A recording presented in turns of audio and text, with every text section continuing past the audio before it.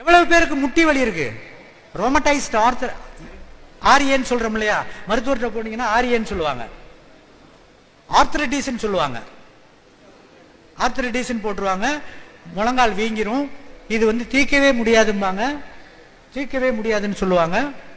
Sciatica, அந்த ஒரு நரம்பு இருக்கும், பெரிய நரம்பு, காலில் இருந்து எல்லா இடத்துக்கும் போறது, அந்த நரம்புல பிரச்சனை.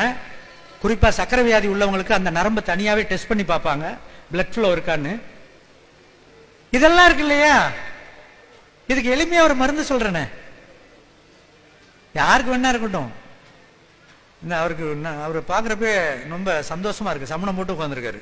இப்படி எல்லாம் யாரும் உட்கார முடியல. கீழே உட்காந்தா என்னால முடியாது சார், கீழே உட்கார முடியல சார், கீழே உட்கார முடியல சார். அதை கூட மேடை கொஞ்சம் உயர்த்தி போட்டு எல்லாரையும் சமணம் போட்டே உட்கார வைக்கலாம். மடாதிபதிகள் உட்கார்றது மாதிரி ஆரோக்கியத்தின் அளவுகோல் சமணம் போட்டு உட்கார்றது. அந்த முட்டி வலி, இடுப்பு வலி, அதே மாதிரி அந்த முழங்கால இந்த மெம்பரேன் இருக்கும், ஸ்னோவைல் மெம்பரேன் சொல்லக்கூடியது, அந்த மெம்பரேன் கிழிஞ்சு போயிடுச்சுன்னு சொல்லுவாங்க, டேர் ஆயிடுச்சு. உண்மைதான்.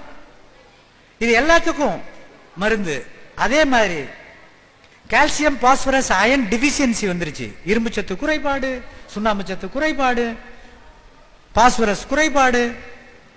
அதுக்கு அடுத்தது சார் அடிக்கடி தொற்று நோய் வருது சார், சளி பிடிச்சிக்குது சார், ஜுரம் வருது சார்.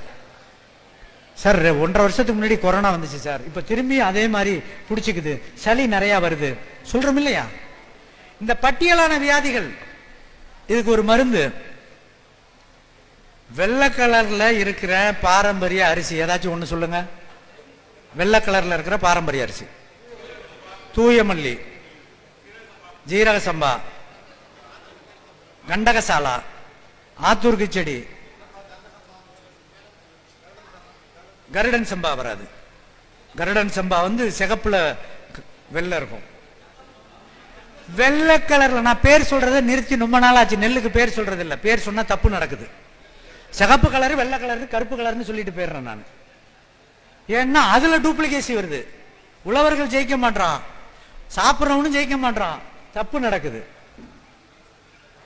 வெள்ளை கலரில் ஒயிட்டின் கலர் பாரம்பரிய அரிசி, அதை தீட்டாமல் எடுத்துக்கொள்ளுங்கள். தீட்டாம அந்த அரிசியை எடுத்துக்கிட்டு சும்மா கொஞ்சம் இருந்தா போதும். ஒரு 4 விரல் அழுந்தீங்கன்னா எவ்வளவு வருதோ அதை தண்ணியில போட்டு ஒரு கஞ்சி மாதிரி காய்ச்சி அப்படியே ஆற வச்சு, லேசா வெது வெதுப்பா இருக்கு பாருங்க, லேசா வெது வெதுப்பா இருக்கிறப்ப அந்த தண்ணியில புளிய மொட்டை இருக்குல்ல, புளிய மொட்டைய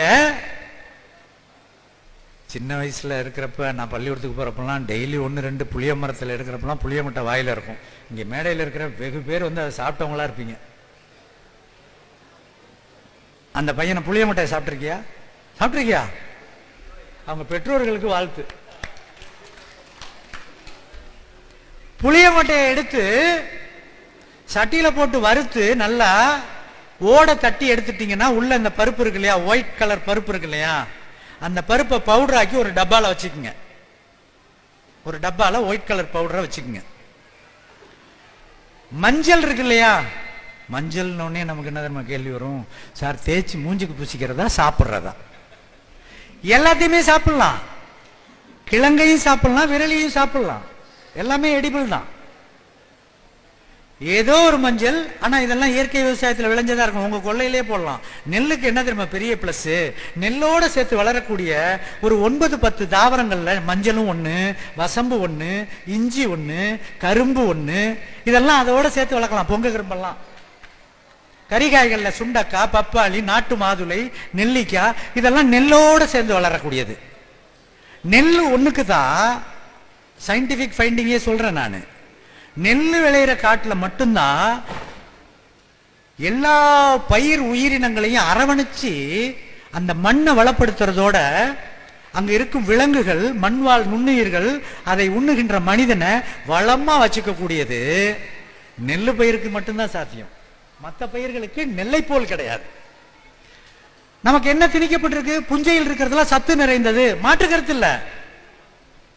மண் வளத்தையும் உயிர் பயிர் பயோடைவர்சிட்டிங்கிறோம் இல்லையா, இதை நெல் பயிரை ஒரைசா சட்டைவாவுக்கு இணையாக வேற எதுவும் கிடையாது. உலக அளவில் ஆய்வு இது வந்துருச்சு. அங்கதான் கால்நடைகள் இருக்கும். இப்ப கால்நடையை வளர்க்கறதுனா சாணி யாரு அல்றதுங்கிறாங்க. வீட்டுல புள்ள பெத்துக்கிட்டு அது வெளியே போனா நம்ம தானே எடுக்கிறோம், இல்ல அதுக்காக புள்ள பெத்துக்காம இருக்கோமா? எவ்வளவு குறுகி போயிடுறோம், சிந்தனையில சுருகி போயிடுறோம். ஒரு மாடு இருந்துச்சுன்னா, என் வீட்டில் நான் பார்த்துருக்கேன், இப்பயும் நடக்குது.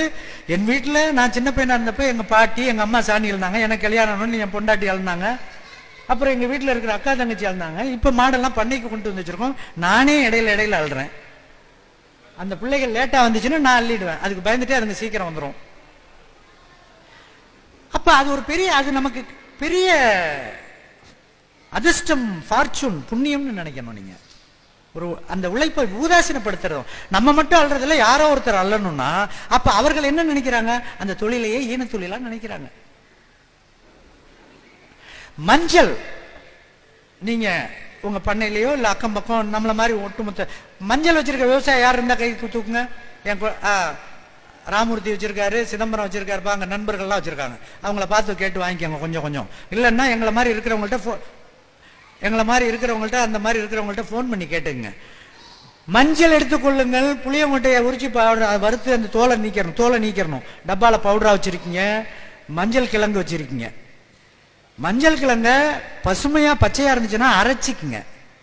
காஞ்சிருச்சுன்னா அதை பவுடரா எடுத்துக்குங்க. 1 ஸ்பூன் 1.5 ஸ்பூன் புளியங்கொட்டை தூள். நான் திரும்ப சொல்றேன், புளியங்கொட்டை தூள்னா தவறா அரை தூக்கத்துல கேட்டுட்டு தோலோட அரைச்சிடாதீங்க, தப்பு பண்ணும். தோல் நீக்கிய அந்த பருப்புல 1 ஸ்பூன் 1.5 ஸ்பூனு இந்த மஞ்சள் கிழங்கு அடிச்சிங்கல்ல, அதுல 1 ஸ்பூனு. 1 ஸ்பூன்னா பெரிய ஸ்பூன்ல, அஞ்சரைப்பட்டியில 1 ஸ்பூன் இருக்குல்ல, அந்த ஸ்பூன். இது ரெண்டையும் எந்த தண்ணியில போட சொல்றேன், சூடா இருக்கிற பாரம்பரிய வெள்ளை அரிசியில் வெந்து அதுல இருக்கிற அது நீராகாரம்னு வச்சுக்கோங்க. ஆனா சூடா இருக்கணும். அந்த ஹாட்டா இருக்கிறதுல அதை போட்டு கொஞ்ச நேரம் வச்சிருந்துட்டு, சிலவர்கள் அதுல போட்டு சூடு கூட பண்ணிக்கலாம், ஒன்னும் தவறு பண்ணாது. அந்த தண்ணியை வடிகட்டியோ வடிகட்டாமலோ தினசரி குடிச்சிங்கன்னா ஒரு 30 நாள்லயே உங்களது அந்த முட்டி வலி, அந்த ஆரியன் சொல்றது, ஆர்த்ரட்டிஸ் சொல்றது, ஆஸ்டியோபோரியாசிஸ் சொல்லக்கூடியது, இது சார்ந்த முட்டி வலி எல்லாத்துக்குமே அதுல தீர்வு இருக்கு. இத 1 லட்சம் ரூபா ஆகுமா இதை செய்ய? ஐயா, ஒரு கேன்சர்னு நமக்கு ஒண்ணு வந்துச்சுன்னா, அவங்க கல்கட்டால, டெல்லியில, பாம்பேல மருத்துவமனை இருந்தாலும் நம்ம அங்க போய் வைத்தியம் பார்க்கிறோம்ல, பணத்தை கட்டிட்டு கிளம்பிடுறோம்ல, அங்க போய் பாக்குறோம்ல.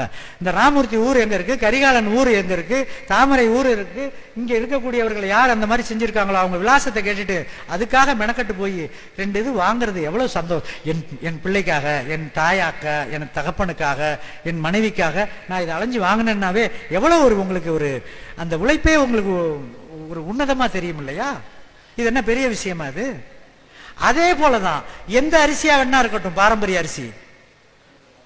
பாரம்பரிய அரிசியில சோத்தை வடிச்சு, அதான் கஞ்சி மாதிரி வச்சு தண்ணியை ஊத்தி வச்சு, இது சங்க இலக்கியத்திலேருந்து இருக்கு. நமக்கு தரவுகள் பாடல்களை நான் கொடுக்க முடியும். அது புண்ணியமூர்த்தி டாக்டர் அவங்களும் சொல்லியிருப்பாங்க. அவரால் விலாசப்படுத்தப்பட்ட சித்த மருத்துவர் புண்ணியமூர்த்தியும் நிறைய சொல்லுவார். அந்த உலையில ஒரு மண்பாளையில வச்சு அந்த கஞ்சி இருக்கு இல்லையா, அதான் பூஜை அறையில உங்க சாமி ரூம்ல அங்க வச்சிருந்து ஒரு பிரிமனையை போட்டு வச்சிருந்துட்டு, நீங்க வேணுங்கிறப்ப எடுத்து சூடு பண்ணி அதுல இருந்தே திருப்பி நீங்க குடிக்கிறது சர்வரோக நிவாரணி. அதுக்கு பேரு மறு உலை கஞ்சி. இது எந்த அரிசியில? பாரம்பரிய அரிசி. பாரம்பரிய அரிசியில நீங்க சும்மா விட்டாலே வளர்ந்து சாஞ்சிருது. அள்ளி கொட்டினீங்கன்னா சாணி எருவும் அதிகமா போடுறதே தவறு, பஞ்சகவியை அடிக்கிறது தவறு.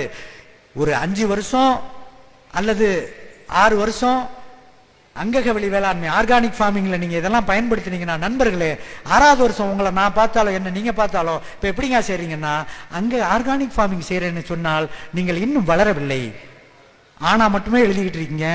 50 வயசு வரைக்கும்னு அர்த்தம். அம்மான்னு எழுதல, அம்மா இங்கே வாவான்னு சொல்லல. அப்ப நான் என்ன சொல்ல வரேன்னா, 5-6 வருஷம் அங்கக வழி வேளாண்மை செஞ்சீங்கன்னா அதுக்கு அடுத்தது இயற்கை வழி வேளாண்மைக்கு வந்துடணும், நேச்சுரல் ஃபார்மிங்.